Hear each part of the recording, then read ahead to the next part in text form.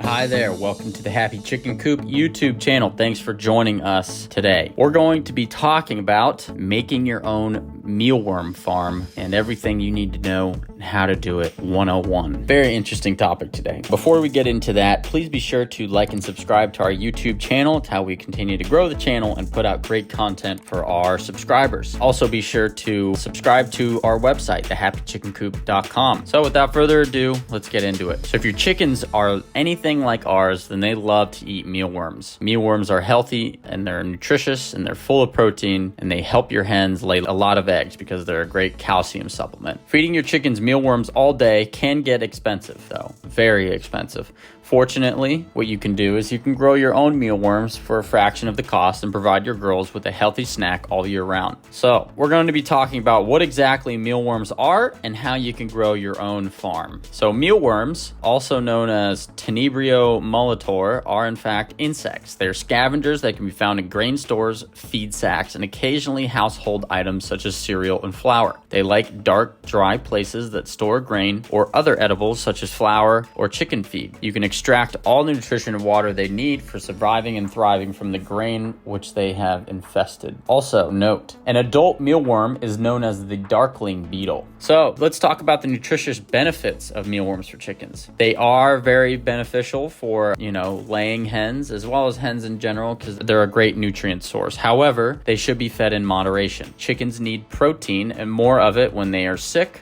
or they're growing or molting or laying eggs. So either mealworms or black soldier fly larvae pack a protein punch for chickens who need it. Stressed out chickens need a little extra protein to get through the low points and emerge on the other side happy and healthy. So let's talk about the lifespan of a mealworm. A female beetle will lay up to 500 eggs during her short lifetime of a couple months. After a couple weeks, the eggs will hatch and become larvae, which we know as a mealworm. Its proper title is the yellow mealworm. Mealworms, they molt their exoskeleton several times before they reach the pupa stage after approximately 3 months. The pupa basically looks like a dead mealworm, but it's actually busy transforming itself into a darkling beetle. The only movement you'll see is an occasional twitch if the pupa is disturbed. It does not eat or take nutrition during this period. It will remain a pupa for about 2 to 3 weeks before hatching into a brown beetle that over a period of days will turn a black color. The complete life cycle can be done as little as 5 or 6 months in ideal circumstances. So, how do we make a mealworm farm?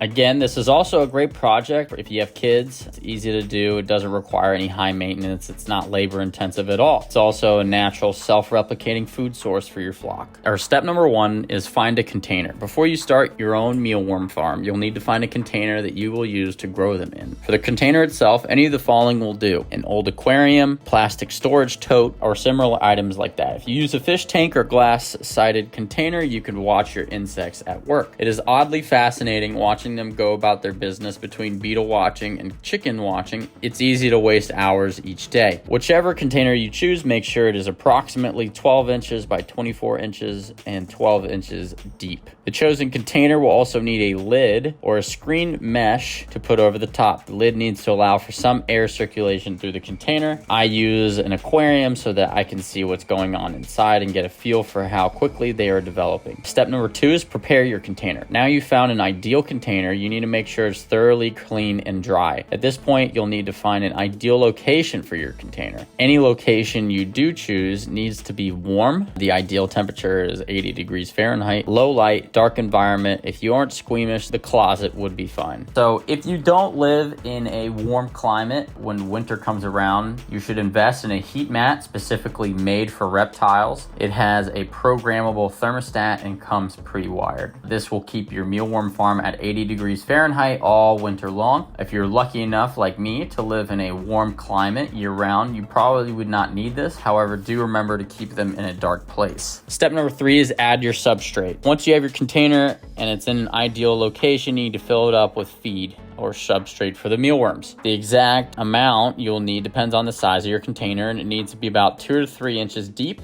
For the feed, you'll want to use wheat bran. If you can't use wheat bran, then rolled oats, chicken mash, or cereal crumbs will also work. A quick note, if you use chicken feed, make sure it doesn't contain diatomaceous earth, as this will kill the mealworms. You should be able to buy wheat bran for pretty cheap. Whichever feed you decide to use, make sure you sterilize it prior to using, as this will ensure that no pests are present. To sterilize, spread it out on a cookie tray and bake in the oven for about 20 minutes at 130 to 150 degrees Fahrenheit. After you've sterilized your feed, put 3 inches of it into your container. Quick note, don't get your bran or your whatever the feed is wet. You don't want a moldy environment. And then step number 4 is adding the mealworms to your farm. You now need to add mealworms into the container. The more the better. You should aim to start with at least 500. It's important to know what the mealworms have been fed, since they indirectly impact your chicken's health and by extension your health, because you're the one who eats their eggs. Also, the possibility of zoonotic diseases such as salmonella cannot be ruled out, since the exact diet of the insect is not known, and the conditions in which the beetles are kept may be less than clean. For this reason, I would only buy my mealworms from a reputable local source that I trust. Do not import them cheap online. You don't know what they've been fed. Quick note, do not buy giant mealworms. It is possible they have been treated with a growth hormone that will inhibit pupation and produce sterile beetles. Once you've purchased your mealworms, gently pour them into your container and apply your cover to the container. The cover is to keep things out rather than the insects in. Mealworms are a favorite food of reptiles and amphibians, so you really don't want your pet iguana, if you have one, eating all your mealworms. So step number 5 is to just feed them and let them grow. Now you just need to keep them fed and let them grow and multiply. You can feed them as much as you like. Remember, more food means the more they multiply. If you want a hands-off approach, just be sure you feed them every couple of weeks to maintain the feed depth of around 3 inches. Step number 6 is just collect your mealworms. Depending on the conditions you provided for your insects, it will take a few months before you can start feeding the larva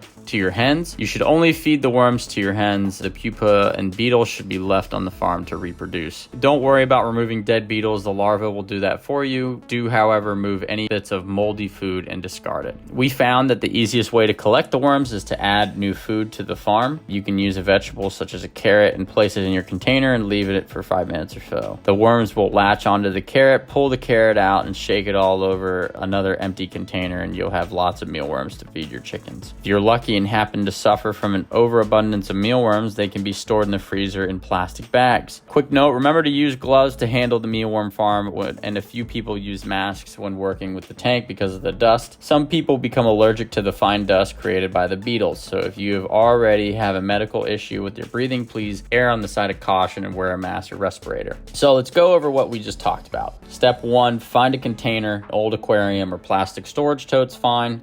Make sure it's approximately 12 inches by 24 inches and 12 inches deep. Step 2 is prepare your container. Make sure it's dry and clean, no moisture whatsoever, and keep it in warm, low light and a dark environment. Number 3 is to add your feed or substrate, whether that's wheat bran, rolled oats, or whatever you've chosen, and then spread to about a depth of 2 to 3 inches. Step number 4 is add your mealworms. Dump them in gently. Make sure you get them from a reputable source. Step 5 is feed them and let them grow. Just make sure you keep the feed to about 2 to 3 inches in depth. You want a hands-off approach, so if you want to feed them every couple of weeks. And then don't worry about removing dead beetles. And then the last step is collect your mealworms. So to collect them, you would just put a fresh piece of food, wait a couple minutes, and then whatever has latched on to the food, then you can pull it out and shake them off into an empty container. There you have it. Now you know how to build your own mealworm farm. Well, that's going to do it for us here at the Happy Chicken Coop YouTube channel. Thanks for listening. If you find our content interesting, if you learn something new, if it changes your perspective, please be sure to like and subscribe, as well as share the channel. That's how we continue to grow our YouTube channel. With that, I hope you have a great day, and we'll talk to you soon.